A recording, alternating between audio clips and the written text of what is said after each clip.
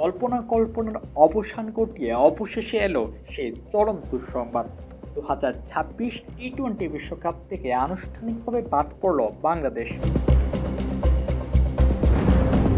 শনিবার আইসিসি আনুষ্ঠানিকভাবে জানিয়েছে আসন্ন বিশ্বকাপে বাংলাদেশের জায়গায় খেলবে স্কটল্যান্ড, এমনটাই জানিয়েছে টিকবাস। শনিবার সকালে আইসিসির প্রধান নির্বাহী সিইও সঞ্জয় গুপ্ত আইসিসি বোর্ডের কাছে পাঠানো এক চিঠিতে বিষয়টি নিশ্চিত করেছেন।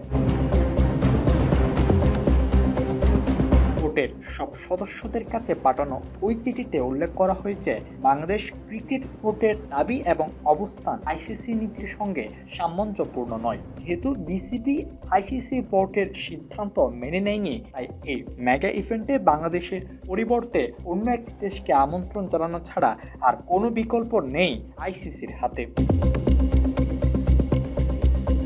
নিয়ম অনুযায়ী এই চিঠির অনুলিপি বিসিবি সভাপতি ও আইসিসি বোর্ডের সদস্য আমিনুল ইসলাম বুলবুলকেও পাঠানো হয়েছে। টিকবাজ ক্রিকেট স্কটল্যান্ডের সিইও শ্রুতি লিন্ডব্লেডের সঙ্গে যোগাযোগের চেষ্টা করেছে, কিন্তু তার কাছ থেকে কোনো সাড়া পাওয়া যায়নি।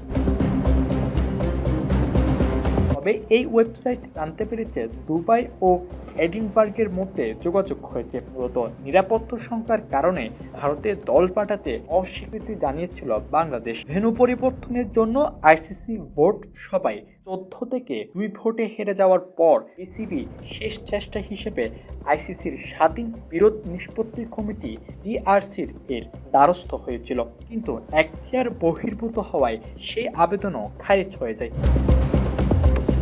এরপর আইসিসির দেওয়া 24 ঘন্টার সময়সীমা ডেডলাইন শেষ হওয়ার পরই শনিবার সকালে চূড়ান্ত সিদ্ধান্ত জানিয়ে দিল বিশ্ব ক্রিকেটের নিয়ন্ত্রক এই সংস্থা।